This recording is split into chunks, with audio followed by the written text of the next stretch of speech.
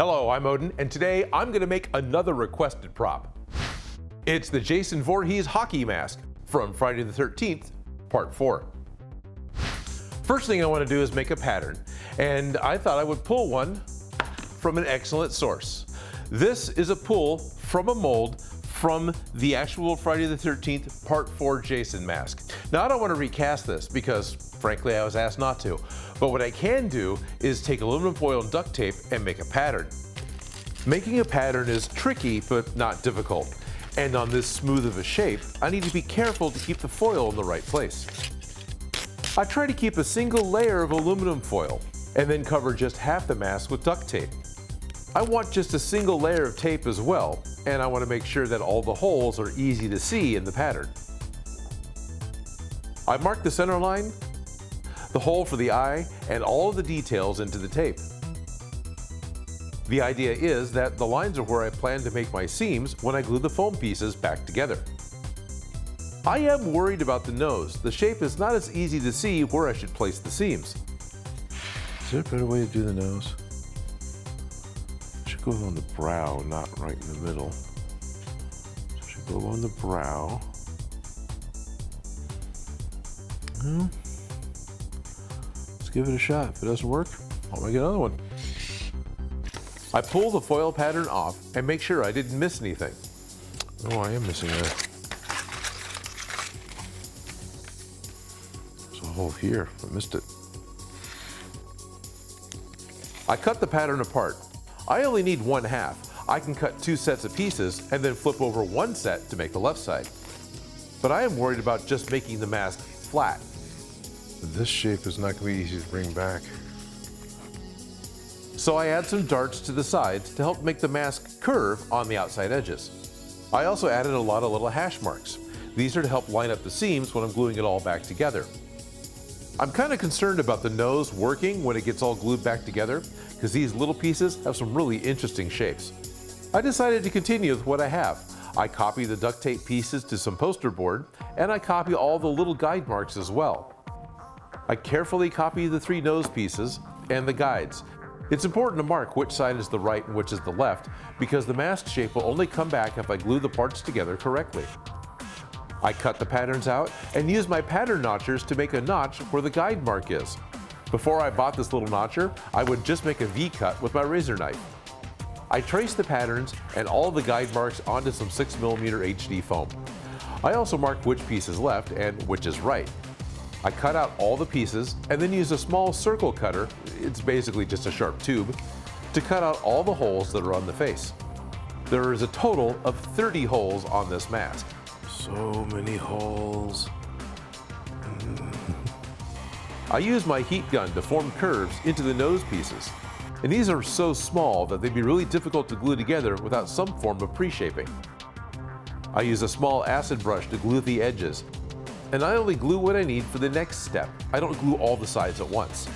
One mistake I made, I didn't label which edges glue together. That needs to dry a little more before I can really... Oh wow, I'm still gluing the wrong edges together. Oh, that's great, okay. It takes about half an hour, but I get the nose put back together, and I can start to glue the rest of the mask together. I take it slow, and as I glue together each seam, I'm careful to follow the registration marks. It'd be very easy to warp the mask by rushing my way through the contact cement, because if I just pull one seam off center, it'll make the whole mask crooked. I add glue to all the darts around the edges, and once they're dry, I can stick them together and the curve of the mask comes back.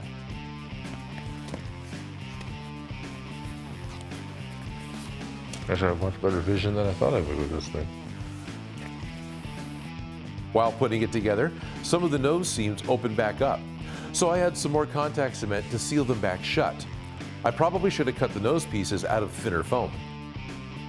I use my Dremel to sand down the edges. I'm just rounding over the top edge of the foam so the sides don't look like they're 6mm thick. I also sand down the back edges around the eyes. I'm not making them any bigger, I'm just adding an angle on the inside so the foam doesn't look so thick. I change my bit to a grinding stone, and then I fix that nostril in the front of the mask. Then I use a different shaped grinding stone so I can smooth out the seams around the nose, and I can clean up some of the lines that are around the edges. Now I'm not going to use a heat gun on the mask because I don't want all the seams in the face to open back up. I spray multiple coats of white Plasti Dip on the mask to seal it. So I'm not crazy about the seam lines in the mask, especially on the nose. I mean, I'm going to paint it and distress it anyway, but I kind of want to hide the obvious seam marks where I glued it together. I don't really have time to wait for quick seal to dry, so I'm going to try using some super glue with an accelerator. I also spread out the super glue while it's wet because I don't want a big bead of glue. I coat the mask with an antique white spray paint, and I add the angry red chevron that goes on the brow. And then there's the two pointy spikes that go on each cheek. I gave the red paint some time to dry, and I mixed up an ochre yellow color, and I thin it with water to stain the mask. I cover the whole thing all at once, just sponging on the yellow paint with a piece of torn foam. And then I go back and wipe some off with a paper towel, because what I want is an uneven look. I don't want too much yellow over the red paint. I make sure to add the yellow wash to the inside of all the holes and around the edges and the inside of the eyes. I use a lighter chestnut brown color, and I add dirt around the edges and the nose. And I also lightly add some dirt around all the holes. And I do one more layer of a dark brown color, just a little bit this time. It's almost like dry brushing. I add more around the eyes. Jason has mascara. Who knew?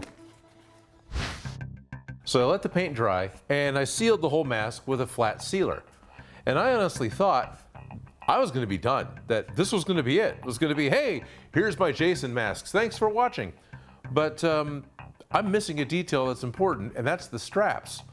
I looked around in my shop at my leather bin and random goggles and belts that I have. I don't have anything that's exactly right for just adding the straps right to it. I could cut up some brand new leather, but what I think I'm going to go ahead and do is cut up the one belt that I got that's going to be really kind of close. It's a little heavy, but I'm going to go ahead and give this a shot. I use a leather punch to make holes in the mask so I can add real snaps around the edges. Now these are much stronger than the foam, but there are snaps on the movie mask. Add the other half of the snaps to the leather straps and check the fit.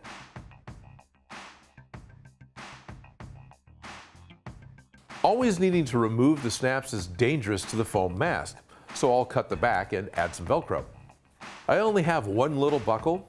If I had three, I could skip the Velcro entirely, but I'm going to add this to the top strap and then check the fit over my own head. One last snap on the top strap. And I don't feel safe just pulling these leather snaps apart. Instead, I work them open with a screwdriver. Then I can stain the leather with some black shoe polish. This hides all the new cuts on the sides and darkens up the leather and makes it look weathered like the rest of the mask.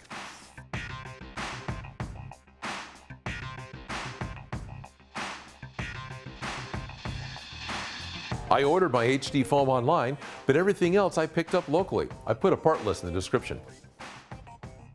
Previously, I made Jason's machete a couple of times, and now I've got his mask too. Now I know that you can easily go out and buy a Halloween hockey mask, but you're still gonna have to repaint it. So you may as well go ahead and make your own totally from scratch. So I'm gonna take this pattern and put it in the description so you can download it and make one for yourself. Now all of these things I just made out of foam because this is how Odin makes.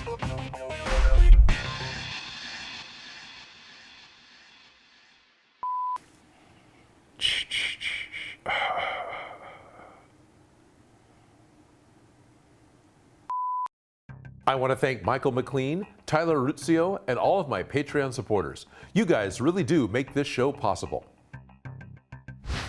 If you like the video, don't forget to subscribe. If you have an idea for something for me to make, please leave a comment below. And if you make any of these projects, you can send me a picture.